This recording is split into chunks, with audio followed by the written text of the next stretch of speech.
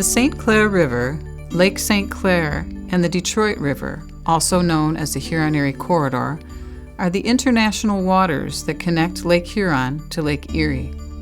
Environmental changes in the corridor over time have resulted in a loss of habitat for fish and other organisms. This video is focusing on the successful St. Clair River Fish Habitat Restoration Project and the science and collaboration that made it a success. We were so surprised that lake sturgeon found the habitat and were spawning on it even though it wasn't completely constructed. We wanted to make sure that the materials we used were suitable for fish spawning. We have been perfecting the habitat materials and determined that a certain size and shape of rock was important to maximize the space between the rocks. If there's too much space, the eggs could be washed out by the water. But if the spaces are too small, the eggs would not be adequately protected from fish and other organisms. The project team developed a plan and methods to build new spawning habitat to increase lake sturgeon, lake whitefish, walleye, and other native fish populations. We learned that water flow, water depth, and water temperature were all important in the placement of a spawning reef. Another important factor is the available nursery habitat downstream that is crucial for the survival of young fish produced on the spawning reefs. One of the most important components of these habitat restoration projects is the monitoring that we do before and after the reef is constructed. In this way, we know whether any fish were there using the area before we construct the reef, and we can document the success of our spawning habitat projects. This video shows that there were lake sturgeon eggs among the rocks and adult lake sturgeon in the area before the construction was even complete.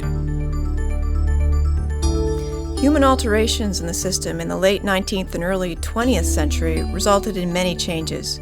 One of the largest was the result of widening and deepening for commercial navigation. In the Detroit River alone, a major modification in the lower river resulted in the removal of over 300 million cubic meters of limestone rock and other material from the bottom of the river. The result was a dramatic reduction of fish populations throughout the entire Huron-Erie corridor. In 2004, a collaborative group of university, government, industry, and non-governmental organizations established the Huron-Erie Corridor Initiative. The first two projects, one at Belle Isle in the Detroit River, the other at Fighting Island, also in the Detroit River, but in the Detroit River International Wildlife Refuge, have significantly improved fish habitat. And we've seen fish responding to our latest project in the St. Clair Delta while it was under construction.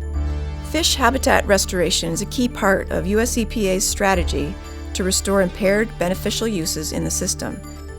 These restoration efforts will provide cultural and economic benefits, bolster commercial and sport fishing, and contribute to a higher quality of life for the people living in the corridor.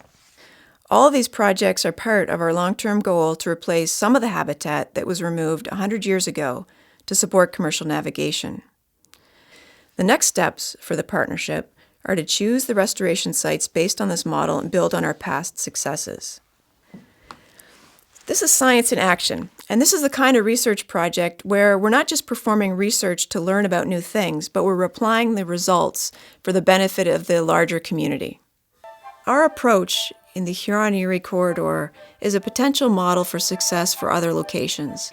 We're making sure that our work builds on the science that has gone before, so we're learning and adapting as we move forward.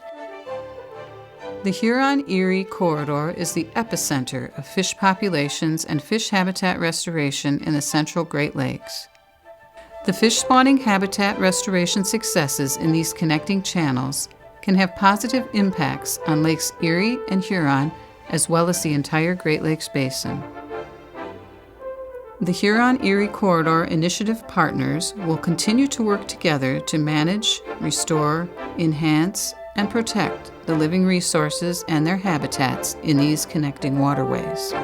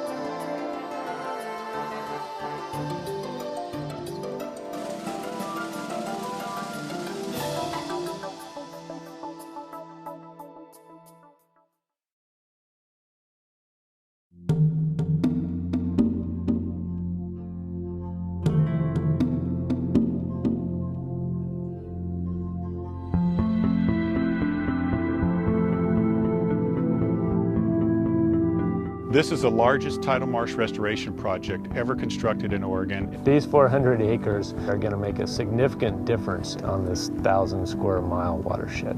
We're digging 5 miles of stream and tidal channels to restore the natural flows to this site. Those are the lungs and the bloodstream of a tidal well, and that's how the tides come in and go out.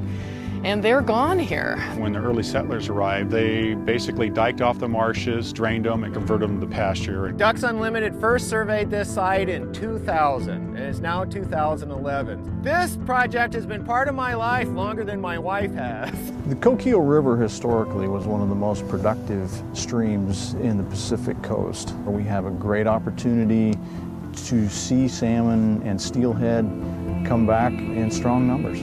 There will be instantaneous value to fish and wildlife. There's been shorebirds circling around on the mudflats here. It's almost as if to say, come on, hurry up, we're ready for some new habitat. We're going to almost double the habitat, and that makes more food for those little fish to pack on weight. To be able to come back out on this landscape where we know people have fished for thousands of years and be able to make that happen again would be a special thing. So much fish was caught right here at the refuge in the past, and we see testimony to that in all the archaeological fishing weirs. People simply knew that by guiding fish into traps on outgoing tides, they could make a living on a daily basis throughout the year. Right now, there's not much growing out here that would really serve very well for making, say, a basket or a fishing weir, but over the next 5, 10, 15 years, those plants are going to come back. There's 4,000 years of human history at the mouth of the river. These represent Indian lives and the lives of Coquille people from the beginning of time right up through today. And this is one of the farthest inland of all the weir sites. So this is one of the larger stakes in this weir, and it's actually got some of the bark on it.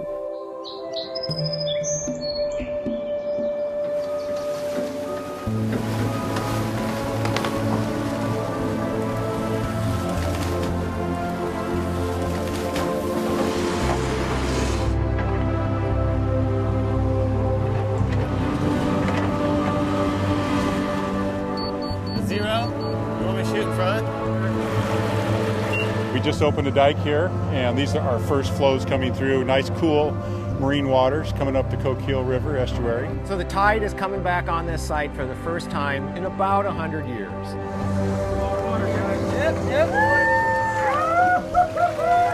To be the first vessel into the channel, it's an honoring. The Coquille tribe just brought their ceremonial canoe through the first day that we opened the marsh to tidal action, and I have to tell you, it's pretty emotional. The tides are washing over us, and it's just a great feeling.